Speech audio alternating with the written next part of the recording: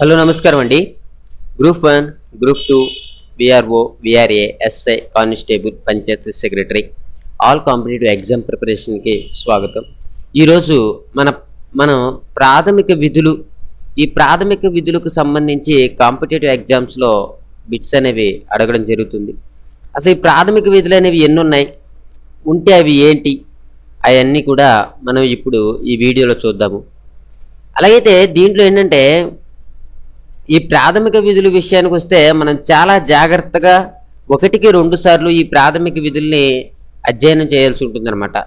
Competitive ఎగ్జామ్స్లో bits అనేవి ఏ విధంగా అడుగుతున్నారంటే, ఈ క్రింది వాణిలో ప్రాథమిక విధి కానిది ఏది అని అడుగుతున్నారు.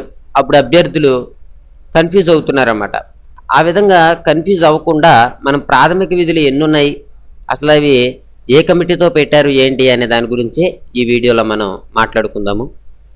అలాగైతే ప్రాథమిక విధులు 42వ రాజ్యాంగ సవరణ ద్వారా సర్దార్ సర్వన్ సింగ్ కమిటీ సిఫార్సుల మేరకు పౌరుల ప్రాథమిక విధులకు సంబంధించి కొత్త నిబంధనలు 51A రాజ్యాంగంలో చేర్చడం జరిగింది. ఓకే, ఏంటంటే ఎవరి కమిటీ సిఫార్సుల మేరకు అంటే, ఒక్క నిమిషం,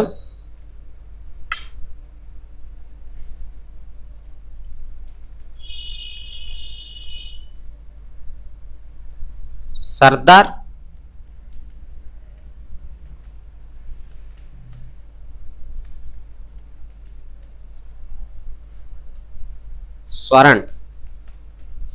స్వరణ్ సింగ్ కమిటీ సిఫార్సుల మేరకు ఈ ప్రాథమిక విధులకు సంబంధించి కొత్త నిబంధనలు దేంట్లో చేర్చారంటే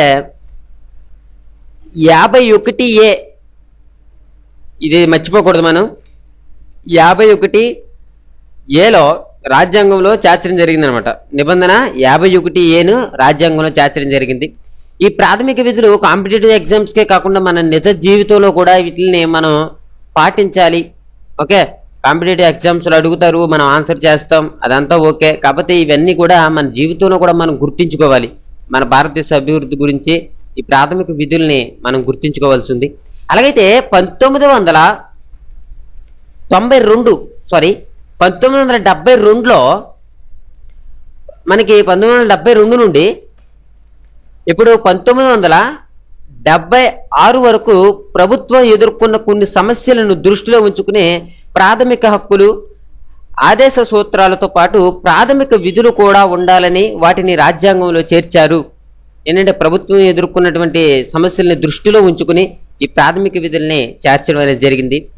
అయితే మెయిన్గా గుర్తుంచుకోండి, వీటిని ఏ రాజ్యాంగం నుండి గ్రహించారంటే రష్యా రాజ్యాంగం నుండి గ్రహించడం జరిగింది. ఎక్కడి నుంచి? రష్యా రాజ్యాంగం నుండి దీన్ని గ్రహించడం జరిగింది. అయితే భారతదేశం పట్ల పౌరులకు ఉండే బాధ్యతలనే ప్రాథమిక విధులు అంటారు. భారతదేశం పట్ల ఉన్నటువంటి కొన్ని రకాలైన పౌరులకు ఉండేటటువంటి కొన్ని రకాలైనటువంటి బాధ్యతలు ఉన్నాయి మన మీద. ఓకే, భారత పౌరులమైన మన మీద కొన్ని రకాలైనటువంటి బాధ్యతలు ఉన్నాయి. ఆ బాధ్యతలనే ఏమంటారంటే ప్రాథమిక విధులు అంటారు. అయితే ఇవి మనకి ప్రారంభంలో 10 ప్రాథమిక విధులు మాత్రమే ఉండేవి. ఎప్పుడు ప్రారంభంలో మనకి 10 మాత్రమే ఉండేవి ప్రాథమిక విధులు. అలాగైతే 2002లో 86వ రాజ్యాంగ సవరణ ద్వారా మరొక విధిని రాజ్యాంగంలో చేర్చడం ద్వారా వీటి సంఖ్య 11కు పెరిగింది. ఓకే, ప్రస్తుతం ప్రాథమిక విధుల సంఖ్య ఎంత అని అడిగితే 11 అని చెప్పాలి. ప్రాథమిక విధులు మొదట ఎంత ఉండేది అంటే 10 అని చెప్పాలి. ఓకే, ప్రాథమిక విధుల సంఖ్య అని కనుక మిమ్మల్ని అడిగితే 10 అని చెప్పాలి. ప్రస్తుతం ప్రాథమిక విధుల సంఖ్య ఎంత అంటే 11 అని చెప్పాలి. ఓకే, తర్వాత చూస్తే మనకి 1977 జనవరి 3 నుంచి ప్రాథమిక విధులు అమల్లోనికి వచ్చాయి. 1977 ఎప్పుడు?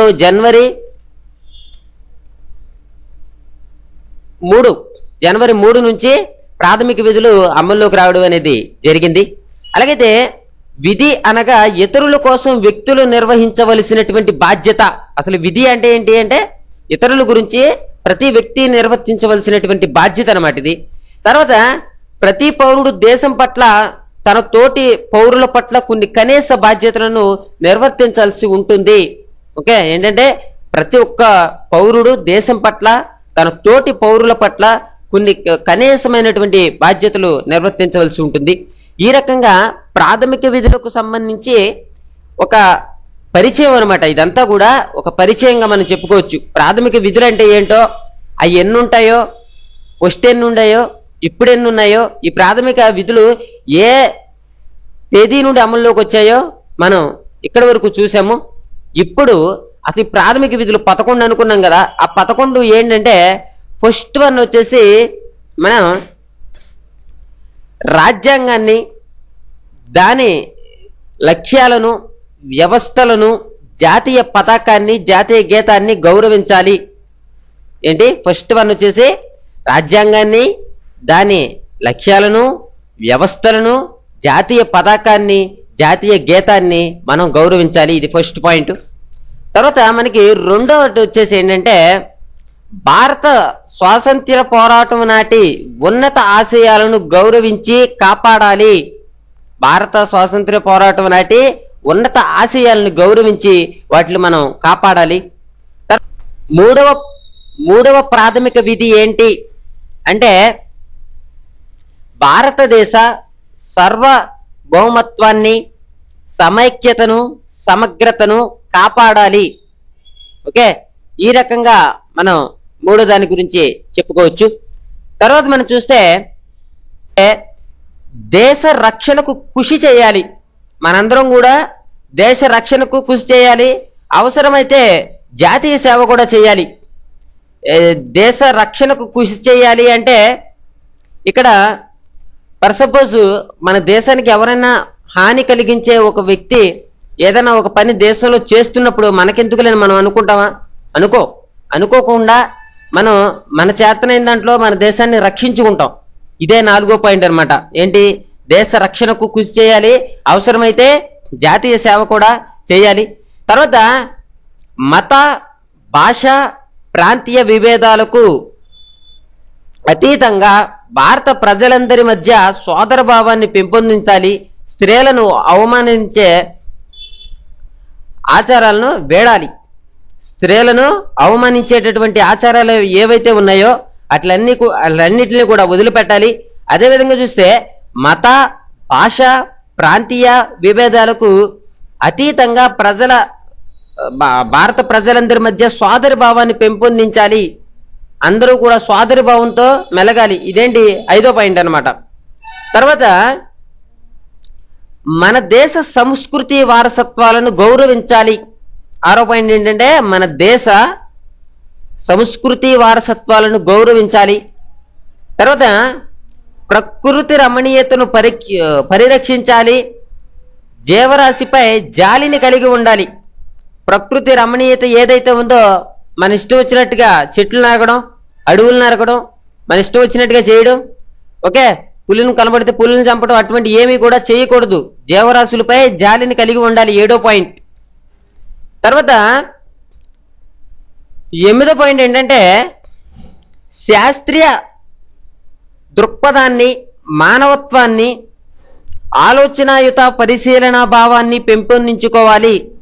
శాస్త్రీయ దృక్పథాన్ని అంటే శాస్త్రీయంగా ఉన్నటువంటి దృక్పథాన్ని, మానవత్వాన్ని, ఆలోచనయుత పరిశీలన భావాన్ని పెంపొందించుకోవాలి.